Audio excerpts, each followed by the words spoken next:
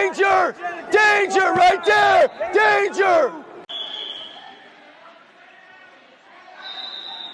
Alright guys, today we're going to be working on a video series about taking the back. So we're going to go through a series of moves that are all designed to get behind your opponent. This video series will include most moves I can think of aside from snap down and go behind. That'll be a series in itself.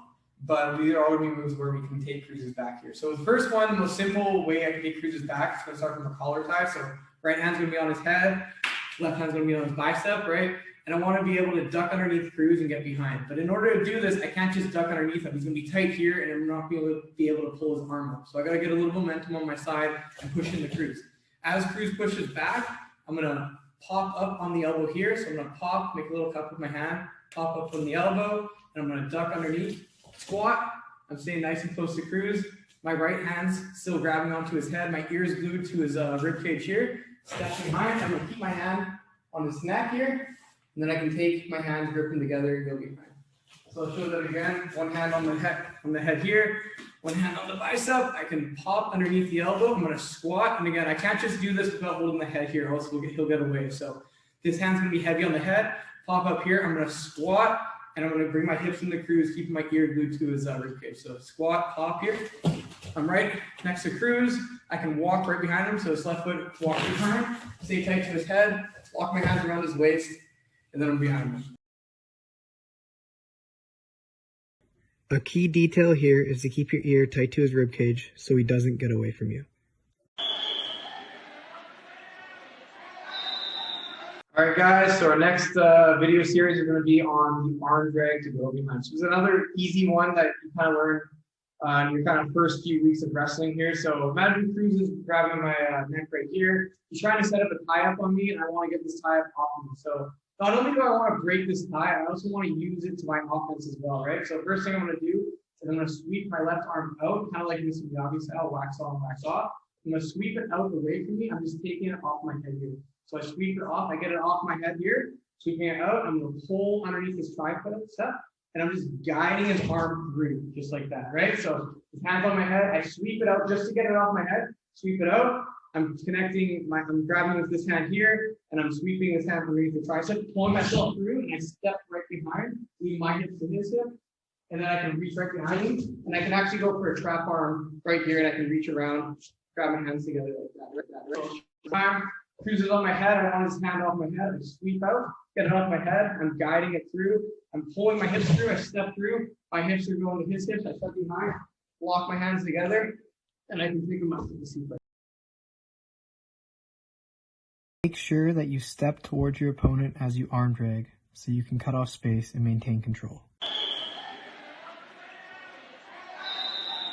So today we're going to build off the kind of arm drag that we did earlier. This is going to be when the person's grabbing onto my neck. They're grabbing a little bit harder. So instead of taking an arm drag, I'm going to take a strong one to put their hand off. So Cruz is grabbing on my neck. But he's a little tighter this time. It's going to be a little bit more than just an arm drag to pull his hand off my head.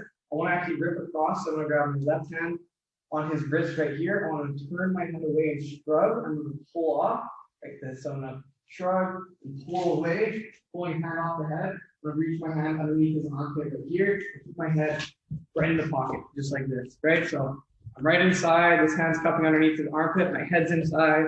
I'm shrugging here and keeping my head in the pocket. My head right here where his ear is, in front of my head on his ear.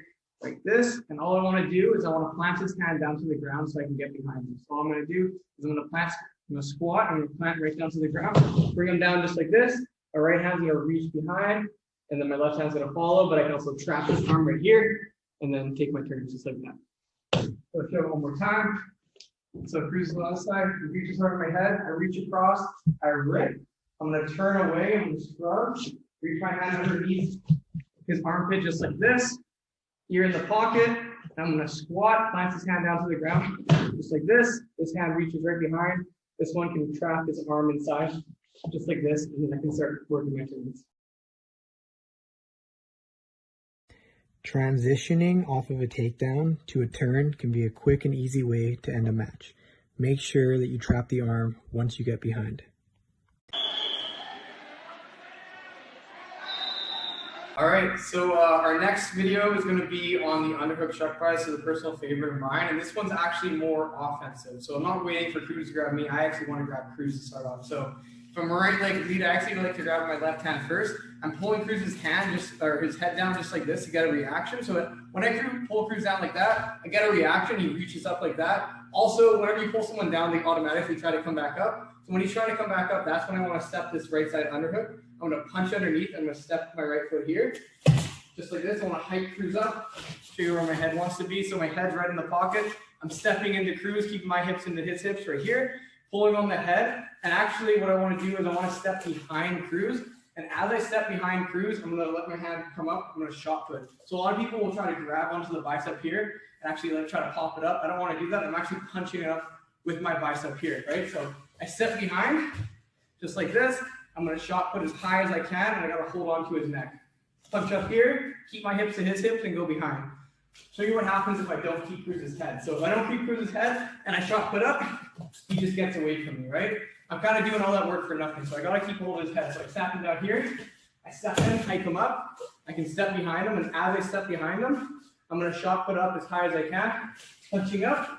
And another little point here is I got to punch straight up, right?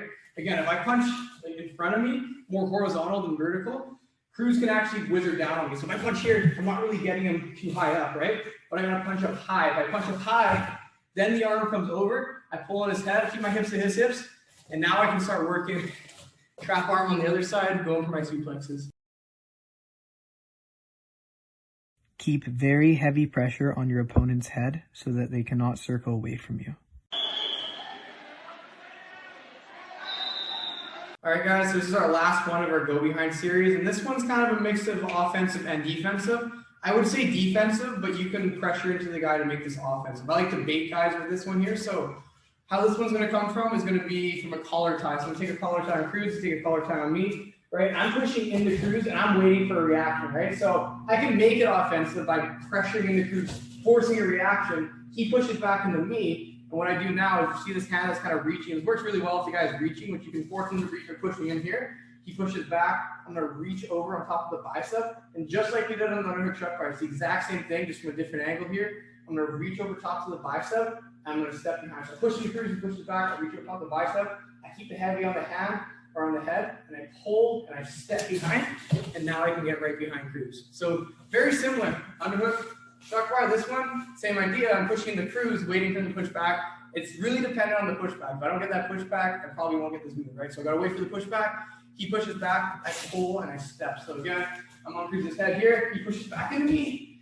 And then as he's pushing back, I feel that pressure back. I reach over top of the bicep here. I step behind, I pull, keep heavy on the head, pulling down, and then I can reach behind. Another quick version you can do, very similar to this one, instead of pulling on the bicep, I can actually bump with my forearm here. So I'm on Cruz's head here, instead of pulling with the bicep, very similar. I'm just gonna bump on his elbow here with my forearm. So I push him in, pushes back, I bump. Same idea, get behind just like that. This move depends on your opponent's reaction. Pressure into them and wait for them to pressure back into you.